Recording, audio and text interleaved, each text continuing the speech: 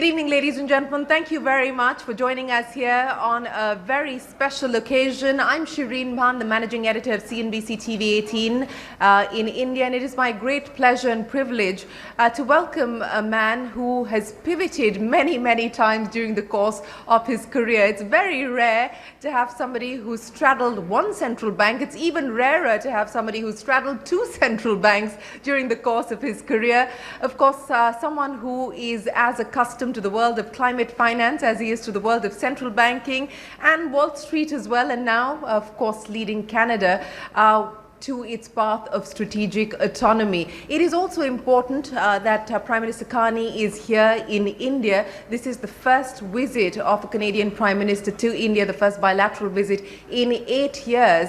And it would be interesting to hear what he has to say about the strategic reset between India and Canada and what that will mean in terms of the ambition of this partnership. So without further ado, please join me in welcoming the Prime Minister of Canada, Mark Carney.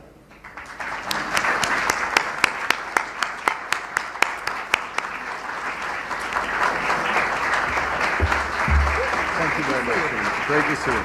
Great to see you again, Shereen. Thank you all. Wow, what a great room. Thank you very much.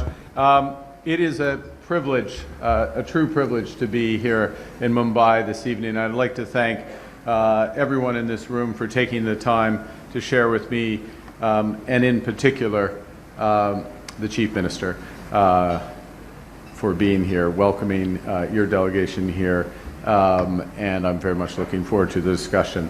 Well, we had a good discussion beforehand, discussion over dinner. We take so much inspiration from what has happened in Maharashtra over the course of a number of years, but particularly over the course of the last decade. Many lessons about how to build infrastructure, how to build out, how to build clean, how to re-green. So I'm going to go through some remarks. I'm going to give a bit of context to how we see the world and what it means for Canada, what it means for Canada-India. But there have been obviously developments today, and I would like to make a few comments on those developments, and I will do so in both of Canada's official languages, beginning in French. So bear with me for a moment, please. En ce qui concerne la situation au Moyen-Orient, la position du Canada reste claire. La République islamique d'Iran est la principale source d'instabilité et de terreur au Moyen-Orient. Elle affiche l'un des pires bilans au monde en matière de droits de la personne et elle ne doit en aucun cas être autorisée à acquérir ou à mettre au point des armes nucléaires. Le Canada et ses partenaires internationaux ont demandé à plusieurs reprises au régime iranien de mettre fin à son programme nucléaire, notamment lors du sommet du G7 à Kananaskis et à l'occasion de la réimposition des sanctions par les Nations Unies en septembre dernier. Nous avons imposé des sanctions à plus de 250 entités iraniennes et inscrit le corps des gardiens de la révolution islamique sur la liste des entités terroristes. Et malgré les démarches diplomatiques, l'Iran n'a pas complètement démantelé son programme nucléaire, n'a pas cessé toutes ses activités d'enrichissement et n'a pas mis fin à son soutien aux groupes terroristes régionaux. Le Canada est solidaire du peuple iranien dans sa longue et courageuse lutte contre le régime oppressif de l'Iran. Et le Canada réaffirme le droit d'Israël de se défendre. Le Canada appuie les mesures prises par les États-Unis pour empêcher l'Iran de se doter d'une arme nucléaire et pour empêcher son régime de continuer à menacer la paix et la sécurité internationale. Et le gouvernement du Canada appelle à la protection de tous les civils dans ce conflit. So to translate, Canada's position on the developments in the Middle East remains clear. The Islamic Republic of Iran is the principal source of instability and terror throughout the Middle East. It has one of the world's worst human rights records and must never be allowed to obtain or develop nuclear weapons. Canada and our international partners have called consistently upon the Iranian regime to end its nuclear program, including at the G7 summit in Kananaskis and with the United Nations reimposition of sanctions this past September. We've sanctioned over 250 Iranian entities. We've listed the Islamic Revolutionary Guard Corps as a terrorist entity. And despite numerous diplomatic efforts, Iran has neither fully dismantled its nuclear program, halted all enrichment activities, nor ended its support for regional terrorist proxy groups. Canada stands with the Iranian people in their long and courageous struggle against this oppressive regime, and we reaffirm Israel's right to defend itself. Canada supports the United States acting to prevent Iran from obtaining a nuclear weapon and to prevent its regime from further threatening international peace and security. And the Canadian government urges the protection of all civilians in this conflict going forward. So with that, I'd like to put in context where the world is, as I said before, where our relations are, where Canada is going. And let me start by observing again what an honor it is to be here and a pleasure to be at the Taj, a landmark that reflects this city's illustrious history and its resilience. My visit is the first bilateral visit by a Canadian Prime Minister in 8 years. This visit marks the end of a challenging period and, more importantly, the beginning of a new, more ambitious partnership between two confident and complementary nations. Thank you.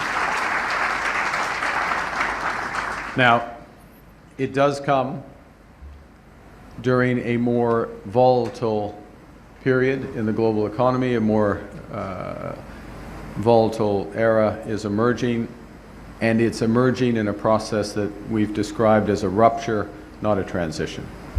And the fact is that over the past 2 decades, there's been a series of crises in finance, in health, in energy, and geopolitics that have laid bare collectively the risks of extreme global integration. And more recently, great powers have begun using economic integration as weapons, tariffs as leverage, financial infrastructure as coercion, supply chains as vulnerabilities to be exploited. And the multilateral institutions on which countries have relied, the WTO, the UN, the COP, that architecture of collective problem solving are all under threat. As a result of this, many countries are concluding that they must develop greater strategic autonomy. And that impulse is understandable. When the rules no longer protect you, you must protect yourself. A country that cannot feed itself, fuel itself, or defend itself has few options. But building true strategic economy requires diversification and partnership, not isolation. And it creates enormous opportunities for Canada and India to work together, at a minimum to limit risks, but really to increase prosperity and to build our collective sovereignty. Now, this room knows that the economic security and the prosperity of our countries depends on what we would call a strategic stack that is much longer than conventional energy, food, and defense, as important as they are. Today, sovereignty requires reliable access to space-based communications and semiconductors. It requires unhindered access to AI, critical minerals, clean energy technologies, and vaccines. It requires digital sovereignty, beginning with a sovereign cloud and extending through the intelligence infrastructure stack. Now, Canada was amongst the first to understand how the global system was changing and to fundamentally shift our strategic posture as a result.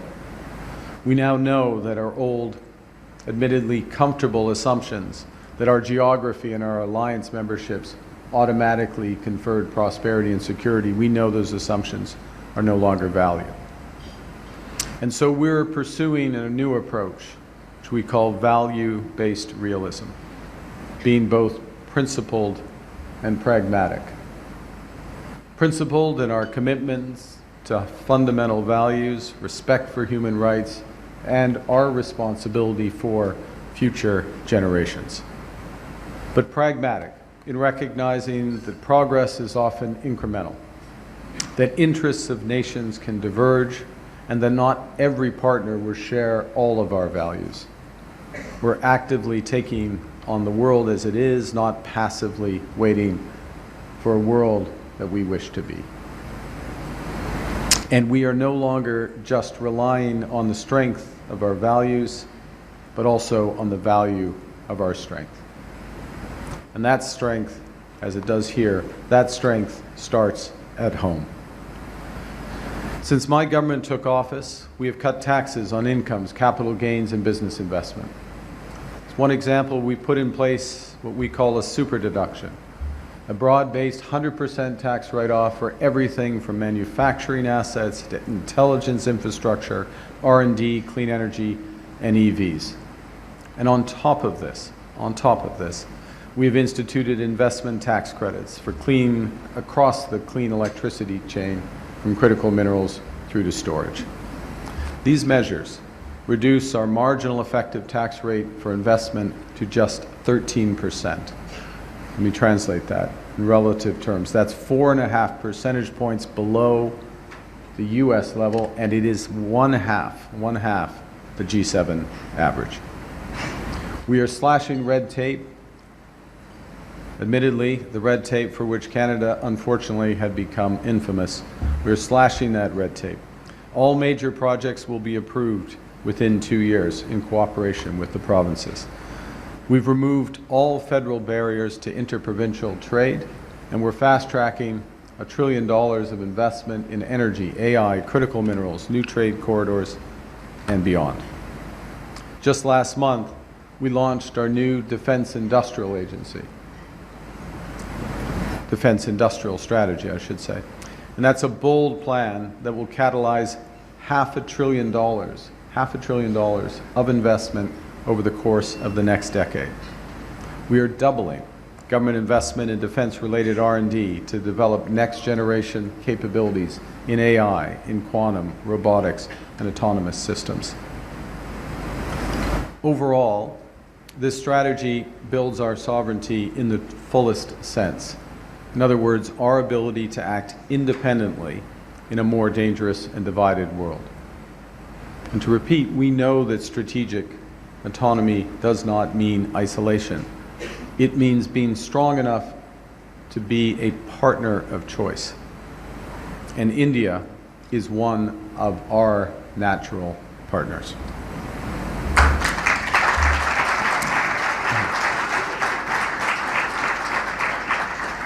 And to put those partnerships in context, we're rapidly diversifying abroad. We have agreed a comprehensive strategic partnership with the European Union, including becoming the only non-EU country to join SAFE, their defense procurement arrangement. We've signed 20 trade and security deals on 4 continents in just 8 months, including with China, Indonesia, the UAE, and others. We're negotiating free trade pacts with ASEAN, Thailand, Philippines, Mercosur, and most importantly, with all due respect, most importantly, with India.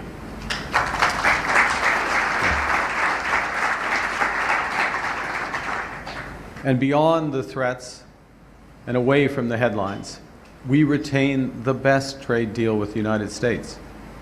Our average tariff rate is less than 5%, and more than 85% of our trade enters the United States tariff-free. In addition, to help solve global problems as the rules-based order is under threat, we're pursuing variable geometry. In other words, building different coalitions for different issues based on common values and interests. On trade, we're championing efforts to build a bridge between the Trans-Pacific Partnership and the European Union, something that would create a trading bloc of 1.5 billion people. On critical minerals, we're forming buyers' clubs so the world can diversify away from concentrated supply. On AI, we're cooperating with like-minded democracies to ensure that we will not ultimately be forced to choose between hegemons and hyperscalers. Canada is at the table. Canada is at those tables because we have what the world wants. We're an energy superpower. We hold vast reserves of critical minerals. We have the most educated population in the world. Our pension funds are some of the world's largest, most sophisticated investors. And our government, AAA, has immense fiscal capacity to act decisively. And if you don't believe that, the Minister of Finance will give you an hour-long tutorial after this. Fundamentally, we have the values to which many others aspire. We're a pluralistic society that works, and we are a stable, reliable partner in a world that's anything but. A partner that builds and values relationships for the long term. And we're here this week because Canada and India are natural partners.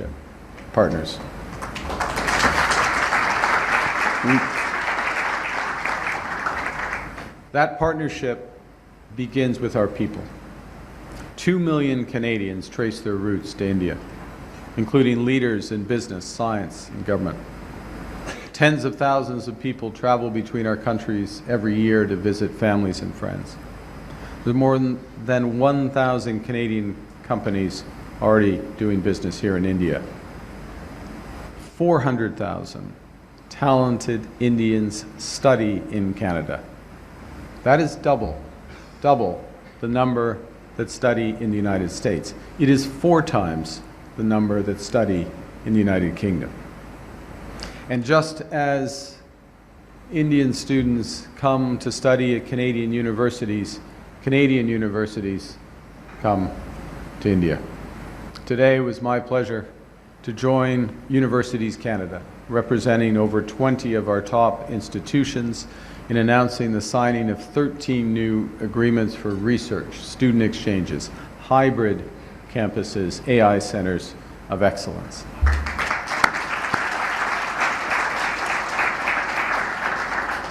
And I salute the presidents of the University of Toronto, McGill, Dalhousie, oh my Lord, UBC. How can I forget UBC? This is an enormous opportunity for both our countries. It already has been an enormous benefit for both our countries, but it's one that is about to move to the next level. A few other things on our connections. Two-way investments between our countries. In fixed investment, $100 billion. Two-way trade exceeding $30 billion a year. But the reality is, on the economic side, that level of activity is nowhere near our potential, especially as both our countries embark on ambitious transformations. We should aim much higher, and we are aiming much higher, and to be more strategic in our partnership. And that's why, immediately after my election last year, our government set out to renew our relationship with India. I invited Prime Minister Modi to the G7 summit in Canada. And when he came a few weeks later, we agreed to re-engage across security, energy, and technology. A few months later, at the G20 summit in Johannesburg, Prime Minister Modi and I launched a landmark partnership with Australia on critical minerals and technology. And we're now negotiating a comprehensive economic partnership agreement with the intention to double two-way trade by 2030. Our goal, to be clear, is to sign that agreement by the end of this year.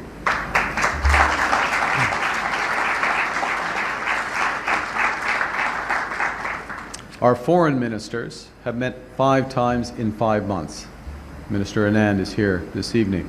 Our ministers of environment, our Minister of Trade, Minister of AI have all led delegations to India. I'm joined by them, the Minister of Finance, the head of our civil service, and the premiers of New Brunswick and Saskatchewan, to give a sense of the breadth and depth of this relationship and the scale of the opportunities. And Premier Moe and Premier Holt, thank you for your leadership, and thank you for coming today.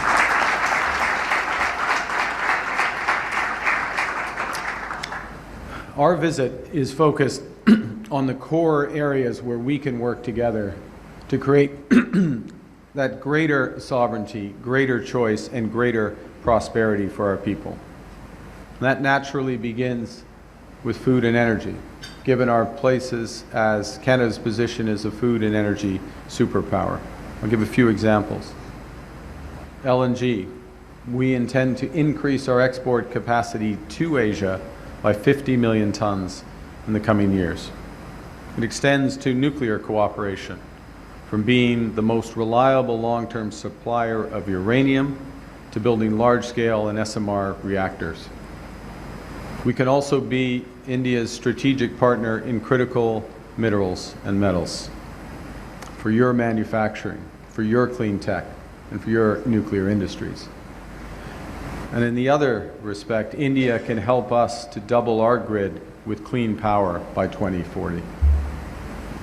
And finally, India's leadership in AI and the digital economy aligns well with our mission to develop and commercialize those technologies, as well as quantum, and, as I said earlier, to deepen our defense innovation.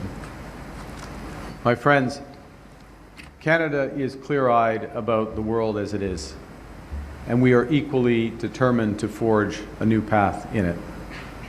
We are a confident and ambitious nation, and that confidence, that ambition, brings us here to India to lay and build on the foundations that have been laid by tens of millions of citizens in both our nations, to work together to create a more resilient, a more prosperous, and a more just future for our peoples. As communities in Canada and India mark Holi in just a few days, our bilateral relationship is also entering a new chapter, embodying the festival's vibrancy and its values of renewal and opportunity. Thank you for your presence. Thank you for being part of this renewal. I look forward to the discussion, your questions, and further discussion. Thank you very much.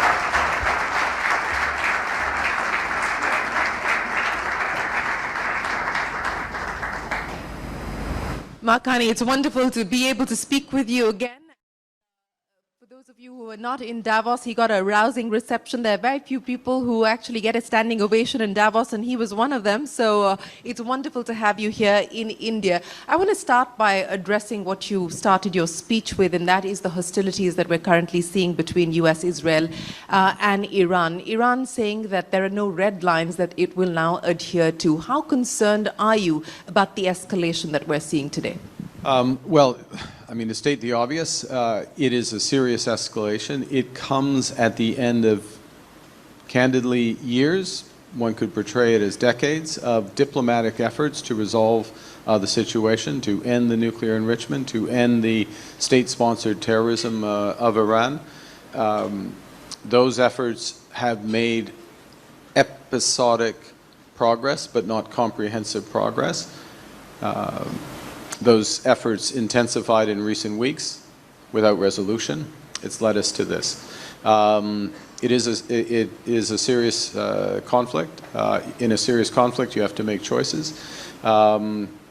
We have a consistent position. Prevention of Iran obtaining nuclear weapons, prevention of the state-sponsored terrorism that has plagued the Middle East in multiple forms, and support for the Iranian people. And the consequence of that will be determined by whether Iran de-escalates. We call on all parties to protect civilian lives as best as possible in what is a very serious situation. If Iran chooses not to de-escalate at this point in time and we continue to see a protracted escalation, when you say that you support the US and you support Israel, what could that support entail? Do you see Canada getting involved as well? Well, look, we have not been party to the military buildup to this or the military planning of this, so it is not envisioned that we would be part of it moving forward. But certainly we have both the Minister of Finance, myself with the President, the Minister of Finance with their counterpart, the Minister of Foreign Affairs, I should say, and myself with the President. We have had a series of discussions over recent weeks about the possibility of this happening if the diplomatic efforts were not successful. It's been very clear the threat of what has now been realized in terms of military action. It should have been clear to an Iranian regime which has refused to dismantle fully its nuclear program. And continues to pose a serious threat to the region. As a former central banker, what could this mean now potentially for the commodities markets, and what sort of a challenge does it pose for central banks as well as for fiscal policy around the world? In the very short term, you get a risk premium in situations like this. You'll get a risk premium, particularly obviously in energy markets, oil markets. There is military activity around the Straits of Hormuz, which is an obvious choke point. It comes at a time, first and foremost, this is about human lives. It's about establishing stability in the region, the will of the Iranian people being respected. That, first and foremost, that. When you go back to commodity markets and inflation, it comes at a time when commodity price inflation has been lower. Mm-hmm. Oil markets have been soft as a whole, so there'll be some firmness and some spike on that, but I don't view it as I view the issue as a fundamental issue of geopolitics, of ending state-sponsored terrorism, ending nuclear proliferation in Iran, and of course protecting civilian lives as much as possible, as opposed to majoring on the economic side, which I don't view as being, in the fullness of time, that material. Let me now talk to you about India and your visit here to India. As you pointed out, this is the first bilateral visit by a Canadian Prime Minister in the last 8 years. And before we talk about the reset, we need to talk about the repair. And where do you believe you find yourself in that process of repair? Do you believe that the invitation to the Prime Minister to be at the G7 was really the most meaningful start of the repair process? Well, I think yes, I think it was the start of the repair process. Or at least formally the trigger for the repair. The only way to repair a relationship is to re-engage, and then the question is there something substantive underneath? And I think what we saw very quickly is two things. One is an engagement on both sides with good faith and energy on the security side, to work more closely together on the security side, and that has been followed up consistently with the Ministers of Foreign Affairs, but also our national security advisors, our various security departments. So that pillar is there. And then probably what is of direct interest to this room is that in parallel to that, a quick realization of the scale of the economic partnership opportunities that have only been reinforced in recent months by the more apparent rupture in the nature of the global economy. Mm-hmm. In other words, where integration being weaponized and the value of having a broader range of connections, particularly in strategic sectors, that gives autonomy back to countries, and that's where our complementarities really come into play. So the middle powers resistance that you spoke of in Davos, so the strategic reset of India and Canada should be seen from that lens? Well, I'm a couple of things there, just not to be too picky about the rhetoric, but I wouldn't call India a middle power. I mean, India is, I'm happy for Canada to be called a middle power, but I don't view, in all seriousness, in terms of the trajectory and the ambition.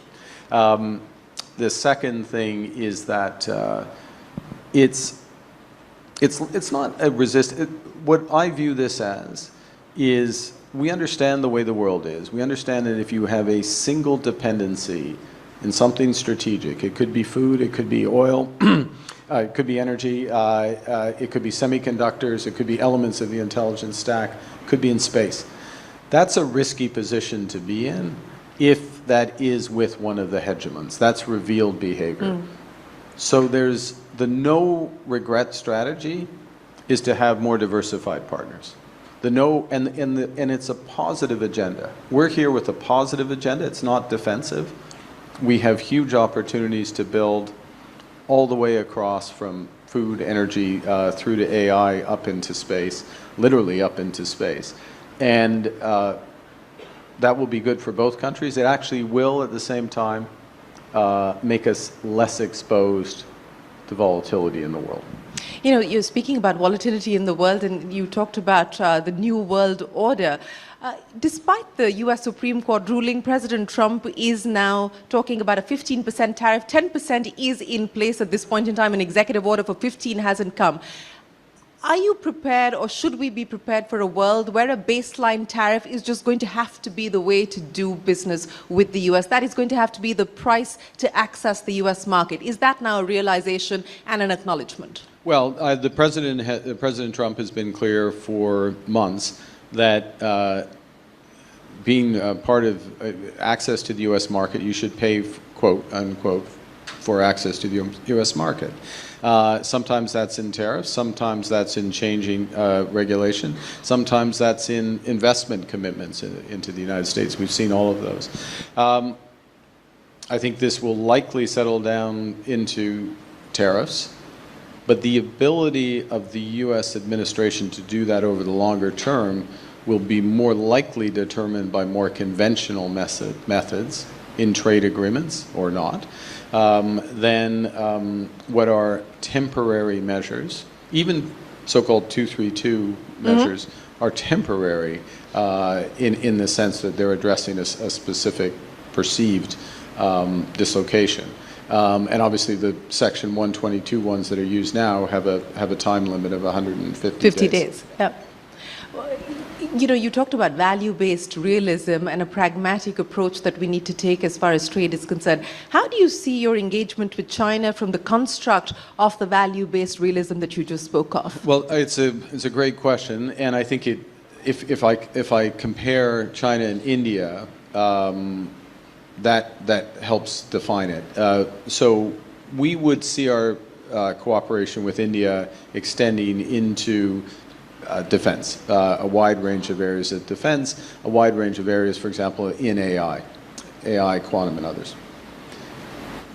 That was not part of our discussions with the Chinese. I don't see defense cooperation with China. When I say defense cooperation, I mean in the production of weapon systems and defensive systems. And why is that the case? Well, because we have the overlap between our values. Canada and India there is not a comparison vis-a-vis China. So the opportunity set with China, which is large in absolute terms, is much narrower than it is with India. Let's talk about the India opportunities then. You said that you believe that there is a lot of ambition in making this partnership and taking this partnership to newer heights. What can we expect then in terms of the CEPA?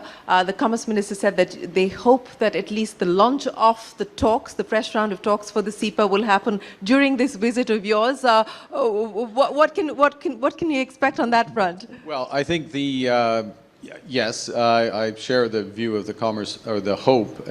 Actually, I would upgrade his hope to an expectation, if not a certainty, that we would launch these talks. The second thing, the Prime Minister and myself agreed in Johannesburg, as I said in my remarks, that our intention is to sign a SEPA by the end of this year, ideally by the G20 summit, the upcoming G20 summit in America, I guess. So that's the first. The second is there's a series of other agreements, for example, around critical minerals, which we would logically develop. Whether that's part of the SEPA or not is, for facts on the ground, it doesn't make a difference. I mean, we have the agreement between the two nations. So I see a series of other agreements. Critical minerals would be one, maybe digital trade may be in or out, but I would expect that we need agreement in around that.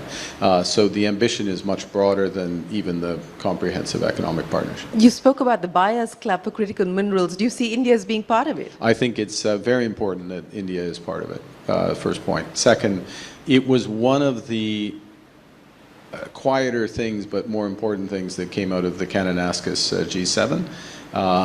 Again, Prime Minister Modi was there. He signaled interest in the Buyers Club at that point. And just to be clear, what we're talking about for those who are affected by this is using collective buying power, including, to put a fine point on it, in Canada, we have set aside just under $2 billion as a support fund for certain critical metals and minerals so that investment can be made with knowledge that there will be at least a floor price over the medium term. That helps get around short-term volatility and predatory, to be frank, predatory behavior in some of those markets, and that's going to drive the investment. So, and it's also part of what we're working with the Australians and the European Union. So India being part, very logical given the investments here, the expertise here, but also it helps create that critical mass for it. You know, you talked about defense and that being an area of opportunity for both Canada and India to work together. Nuclear, and there are historical ties between India and Canada going back to Cameco transferring technology to Indian companies here. Do you build on that in light of the fact that India has just passed this legislation? Is this going to be an area of priority for you? It's absolutely an area of priority. I think maybe I'll just, one thing that's probably can-do technology, but Cameco is very much implicated. As Premier Mo is here from Saskatchewan, where there's more than enough uranium, I think, is that fair to say, in your great province, for the scale of nuclear ambitions globally, but very much here. And I think this is a crucial point. When you get to areas like anything on the energy side, but let's stick with nuclear, anything on the food security side and others, Canada will be a reliable partner. We will not weaponize, be tempted to play with this, this is a crucial, and that's part of what, again, I don't want to group India in as a middle power, but the non-hegemons, that's where when we come together, that's part of the advantage, and particularly with those countries where you share share a core set of values. You know, the non-hegemon grouping that you just spoke of on the energy side, that's another area of cooperation. We had your energy minister here in January, and there was a renewed commitment to build on the energy partnership between India and Canada. In light of the US's attempt to get India to diversify its energy mix more and stop buying from Russia, do you see this as an opportunity for countries like Canada? Well, I think there's a wide range of energy opportunities. We just touched on nuclear. I mentioned LNG. That is a huge opportunity there. We expect that there will be additional oil capacity, oil export capacity that could be complementary here.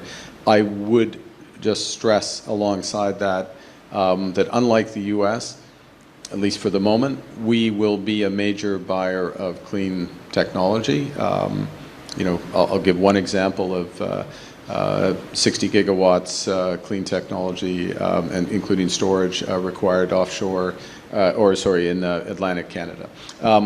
So it's a two-way partnership. I think it's it's natural, irrespective of the issue with Russia. You know, we're almost at the end of our time. So let me ask you. You spoke in Davos about the fact that if you're not at the table, you're on the menu. At this point in time, given everything that's happening in the world, and as you pointed out, it's a rupture. It's not transient. There's no going back to the way the things were. What concerns you about what we're seeing today the most, in light of the many developments that have taken place, even since you made that speech in Davos? I think I'm more optimistic, but where the than you were in Davos?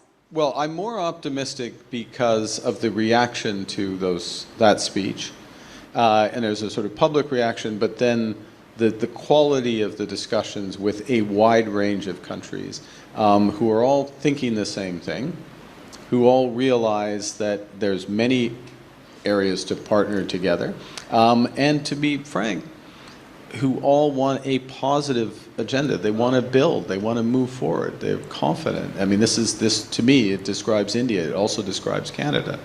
And as opposed to being in a defensive world where you're waiting for the next tweet, and you're worried about your core economic relationships. No, build a relationship you can rely on for the long term. That lowers my worry level because there's just so much to do. And as an example, the scale of what's being discussed between Canada and India is a perfect illustration of that. Did you believe or anticipate that you'd emerge from that speech as the great unifier? Boy, we're in trouble if I'm the great unifier. But I think the main thing I took from that speech, I hate to say, the analogy was right. You know, the analogy of taking a sign out of the window, the analogy is there because in a totalitarian regime, everyone is thinking the same thing, but you don't necessarily know that everyone's thinking the same thing. The reaction to that speech was everyone's thinking the same thing and wants to get on. So you've got a room full of Indian business leaders here. What is the message that you leave this room with? That I leave this room with? Yes. Let's go. Yes. No, the message is, I've been here for 30 hours probably, tremendous discussions already, a lot of energy, focus. It's infectious, the enthusiasm, the ambition, and the scale and scope of what's going on in India. I think it's very positive for Canada, and the partnerships are going to flow. Mark Carney, many, many thanks. Ladies and gentlemen, a big round of applause for Mark Carney, the Prime Minister of Canada.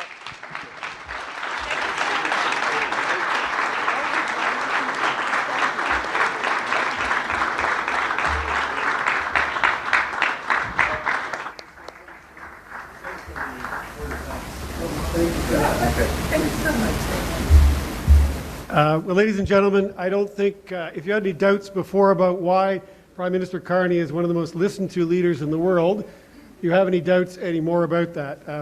His comments, and I want to thank him for them, were frank, they were honest, they were visionary, and he also gets to how we're going to do things. It's not just simply an abstraction, but it's a roadmap to how we go ahead in this relationship with India, but also on a day that was particularly difficult, a day where we talked about the issues in Iran, but he was extremely open and helped us to understand the Canadian position on that emerging issue.